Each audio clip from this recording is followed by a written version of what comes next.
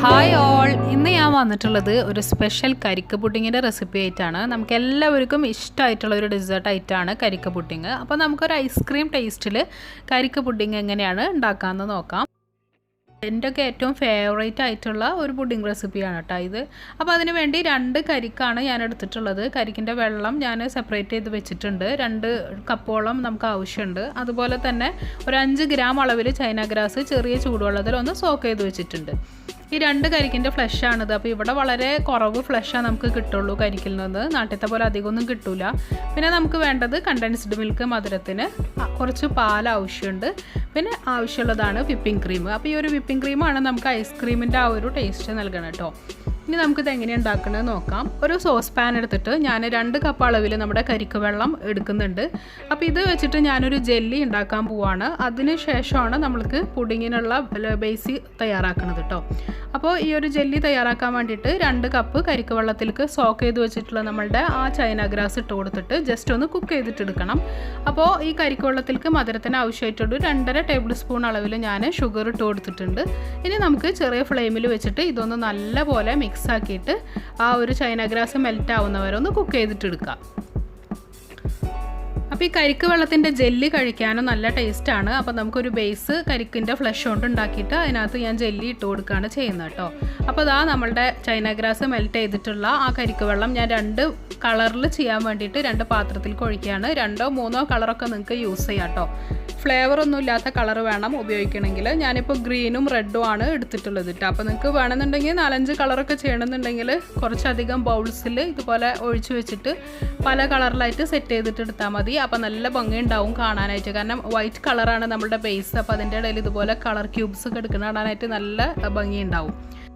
ഫ്രിഡ്ജിൽ വെച്ചിട്ട് സെറ്റ് ചെയ്തിട്ട് എടുക്കുക. കുറഞ്ഞ സമയം തന്നെ മതി. 1 മണിക്കൂർ കൊണ്ടൊക്കെ തന്നെ നല്ല രീതിയിൽ ഇത് സെറ്റായിട്ട് കിട്ടും. താഴെ വെച്ചാൽ മതി, ഫ്രീസറിൽ വെക്കണ്ട കേട്ടോ. അപ്പോൾ ഇനി നമുക്ക് ബേസ് തയ്യാറാക്കാൻ വേണ്ടിയിട്ട് ബാക്കിയുള്ള കരിക്ക് വെള്ളം, അതായത് ഒരു 1/4 കപ്പ് കരിക്ക് വെള്ളം ഒഴിച്ചു കൊടുത്തിട്ടുണ്ട് ഒരു മിക്സി എടുത്തിട്ട്. പിന്നെ ആ ഒരു കരിക്കിൻ്റെ ഫ്ലഷ് അപ്പോൾ ഞാൻ ഏകദേശം 1 കപ്പോളം ഞാൻ എടുത്തിട്ടുണ്ട്. കൂടുതൽ ഇട്ടിട്ടുണ്ടെങ്കിൽ അത്രയും ടേസ്റ്റാണ് കേട്ടോ. എനിക്കിപ്പോൾ 2 കരിക്കിൽ നിന്ന് ഈ ഒരു കപ്പ് അളവിലാണ് കിട്ടിയത്. പിന്നെ നമ്മൾ മധുരത്തിന് ആവശ്യമായിട്ടുള്ള 2 ടേബിൾ സ്പൂൺ കണ്ടൻസ്ഡ് മിൽക്കാണ് ഞാൻ യൂസ് ചെയ്തിട്ടുള്ളത്. നിങ്ങൾക്ക് നല്ല മധുരത്തിലൊക്കെ കഴിക്കണമെന്നുണ്ടെങ്കിൽ 3 ടേബിൾ സ്പൂൺ വരെയൊക്കെ ആവാട്ടോ. വേണ്ടത് ഒരു 1/4 കപ്പ് പാലാണ്. ഫ്രഷ് ആയിട്ടുള്ള മിൽക്കാണ് ഞാൻ എടുത്തിട്ടുള്ളത്. അപ്പോൾ നമ്മുടെ കരിക്കിൻ്റെ ഫ്ലഷ് അധികം ഉണ്ടെങ്കിൽ പാലിൻ്റെ അളവ് കുറച്ചിട്ട് അടിച്ചെടുത്തിട്ട് എടുത്താൽ മതി. ഇനി നല്ലപോലെ ഇത് ഫൈനായിട്ട് നമുക്കിത് അടിച്ചിട്ടെടുക്കാം.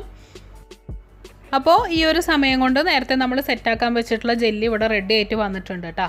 ഇത് നമുക്ക് കത്തി വെച്ചിട്ട് ഇങ്ങനെ ഒരു ക്യൂബ്സോ നിങ്ങൾക്ക് ഇഷ്ടമുള്ള ഷേപ്പിൽ കട്ട് ചെയ്തിട്ടെടുക്കാം. ഞാനിപ്പോൾ ചെറിയ ക്യൂബ്സ് ആക്കിയിട്ടാണ് കട്ട് ചെയ്തിട്ടെടുക്കുന്നത്. അപ്പോൾ പല കളറിലൊക്കെ ചെയ്യുമ്പോൾ ഇത് നല്ല ഭംഗിയായിരിക്കും കേട്ടോ. അപ്പോൾ കളർ എപ്പോഴും നമ്മുടെ പിസ്ത മിൽക്ക് അങ്ങനത്തേനൊന്നും യൂസ് ചെയ്യുന്ന ഡ്രോപ്സ് എസെൻസ് യൂസ് ചെയ്യാണ്ടിരിക്കുക. അപ്പോൾ നമ്മുടെ കരിക്കുമ്പള്ളത്തിൻ്റെ തനതായിട്ടുള്ള ഒരു ടേസ്റ്റ് കിട്ടില്ല. ഈ ഒരു ജെല്ലി കഴിക്കാൻ നല്ല ടേസ്റ്റാണ്. കരിക്കിൻ്റെ അതേ ടേസ്റ്റാണ് കേട്ടോ. നമുക്കിതിങ്ങനെ ഇടയിൽ പുഡിങ്ങിൻ്റെ ഒപ്പം കഴിക്കുമ്പോഴും നല്ലൊരു ടേസ്റ്റാണ്. അപ്പോൾ ഞാനിവിടെ എല്ലാം ഇതുപോലെ സെപ്പറേറ്റ് ചെയ്ത് വെച്ചിട്ടുണ്ട്. ഇനി നമുക്കിത് എങ്ങനെയാണ് സെറ്റ് ചെയ്യണമെന്ന് നോക്കാം. നേരത്തെ അടിച്ചു വെച്ചിട്ടുള്ള നമ്മുടെ കരിക്കിൻ്റെ മിക്സ്ചർ ഇവിടെ റെഡി ആയിട്ടുണ്ട്. അതേപോലെ തന്നെ വിപ്പിംഗ് ക്രീമും ഇവിടെ റെഡി ആയിട്ടുണ്ട്. ഇനി ആ വിപ്പിംഗ് ക്രീമിൽ നിന്ന് ഒരു 2 or 3 ടേബിൾ സ്പൂൺ അതിലേക്ക് ഇട്ട് കൊടുത്തിട്ട് നല്ലപോലെ ഒന്ന് മിക്സ് ആക്കിയിട്ട് എടുക്കുക. നിങ്ങൾക്ക് വേണമെന്നുണ്ടെങ്കിൽ ബീറ്റർ വെച്ചിട്ട് ബീറ്റർ ചെയ്യാം കേട്ടോ. ഞാനിപ്പോൾ ജസ്റ്റ് വിസ്ക് വെച്ചിട്ടാണ് ഇത് മിക്സ് ചെയ്തിട്ട് എടുക്കുന്നത്. ബീറ്റർ വെച്ചിട്ട് ചെയ്യണതായിരിക്കും നല്ലതൊന്നും കൂടെ, ബീറ്റർ ഉണ്ടെന്നുണ്ടെങ്കിൽ കേട്ടോ. അതല്ലെങ്കിൽ പിന്നെ മിക്സിയിലിട്ടിട്ട് നല്ല കട്ടിയിൽ അടിച്ചിട്ടെടുത്താലും മതി. ഏതായാലും കുഴപ്പമില്ല. നമുക്കിത് എങ്ങനെയാണ് സെറ്റ് ചെയ്യാമെന്ന് നോക്കാം. പുഡിംഗ് ട്രേ എടുത്തിട്ട് അതിലേക്ക് നേരത്തെ നമ്മൾ ഉണ്ടാക്കി വെച്ചിട്ടുള്ള ആ ഒരു 2 കളറിലുള്ള ജെല്ലികളും ഇതിലേക്ക് ഇട്ട് കൊടുക്കുകയാണ്. അപ്പോൾ പല കളറിലൊക്കെ ഈ ഒരു വൈറ്റ് കളറിലുള്ള ബേസിൽ ഇങ്ങനെ കിടക്കുമ്പോൾ നല്ല ഭംഗി ഉണ്ടാവും. പിന്നെ ഇതൊരു ക്രീമി ടെക്സ്ചറുള്ള ഒരു പുഡിങ്ങാണ്. നമുക്ക് കട്ട് ചെയ്ത് കഴിക്കാൻ പറ്റുന്ന ഒരു പുഡിംഗ് അല്ല കേട്ടോ. കാരണം നമ്മൾ വിപ്പിംഗ് ക്രീം വെച്ചിട്ടാണ് ചെയ്തെടുത്തിട്ടുള്ളത്. നമ്മൾ ചൈനാഗ്രാസ് ഒന്നും നമ്മുടെ ബേസിൽ യൂസ് ചെയ്തിട്ടില്ല. ആകെ കൂടി ഒരു ജെല്ലി ഉണ്ടാക്കാൻ മാത്രമാണ് നമ്മൾ ഉപയോഗിച്ചിട്ടുള്ളത്. അപ്പോൾ നേരത്തെ ഉണ്ടാക്കി വെച്ചിട്ടുള്ള ആ ഒരു കരിക്കിൻ്റെ മിക്സ് ഇതിലേക്ക് ഇങ്ങനെ പതുക്കെ ഒഴിച്ച് കൊടുക്കുകയാണ് ചെയ്യണത്. അപ്പോൾ ഇത്രയേ ഉള്ളൂ. വളരെ എളുപ്പത്തിൽ നമുക്ക് ഉണ്ടാക്കിയെടുക്കാനായിട്ട് പറ്റും ഈ ഒരു പുഡിങ്. ഇതിനെ ഓവർനൈറ്റ് വെച്ചിട്ട് നമ്മൾ സെറ്റാക്കി എടുക്കുകയാണ് ചെയ്യണത്. അപ്പോൾ നല്ല പോലെ സെറ്റായിട്ടൊന്നും കിട്ടില്ല, ജസ്റ്റ് ഒരു ക്രീമി ടെക്സ്ചറിൽ കിട്ടും. പക്ഷേ ഇത് നല്ല തണുപ്പിച്ച് കഴിക്കുമ്പോഴാണ് അതിൻ്റെ ഒരു ടേസ്റ്റ് ഉള്ളൂ. അപ്പോൾ ഇത്രയേ ഉള്ളൂ. പിന്നെ ഡെക്കറേഷനൊക്കെ ഓരോരുത്തരുടെ കയ്യിലുള്ള ഐറ്റംസ് വെച്ചിട്ട് നമുക്ക് ചെയ്യാം കേട്ടോ. ഞാനിപ്പോൾ ആ ഒരു ജെല്ലി തന്നെയാണ് ഇട്ട് കൊടുക്കുന്നത്. നിങ്ങൾക്ക് വേണമെന്നുണ്ടെങ്കിൽ നട്ട്സൊക്കെ വേണമെന്നുണ്ടെങ്കിൽ ഇതിൻ്റെ മേലയിൽ കട്ട് ചെയ്തിട്ട് ഇട്ട് കൊടുക്കാം. അപ്പോൾ ഇത് ഓവർനൈറ്റ് വെച്ചിട്ട് തന്നെ സെറ്റാക്കിയിട്ട് എടുക്കുക. ഫ്രീസറിലൊന്നും വെക്കരുത്, ഫ്രിഡ്ജിൽ താഴെ വെച്ചിട്ട് വേണം നമ്മളിത് സെറ്റാക്കി എടുക്കാനായിട്ട് കേട്ടോ. അപ്പോൾ വളരെ എളുപ്പത്തിലുള്ള ഈ ഒരു പുഡിങ് എല്ലാവരും ട്രൈ ചെയ്ത് നോക്കിയിട്ട് ഫീഡ്ബാക്സൊക്കെ ഒന്ന് അറിയിക്കണം. നല്ല ടേസ്റ്റാണ്, കുട്ടികൾക്കൊക്കെ നല്ല ഇഷ്ടപ്പെടും.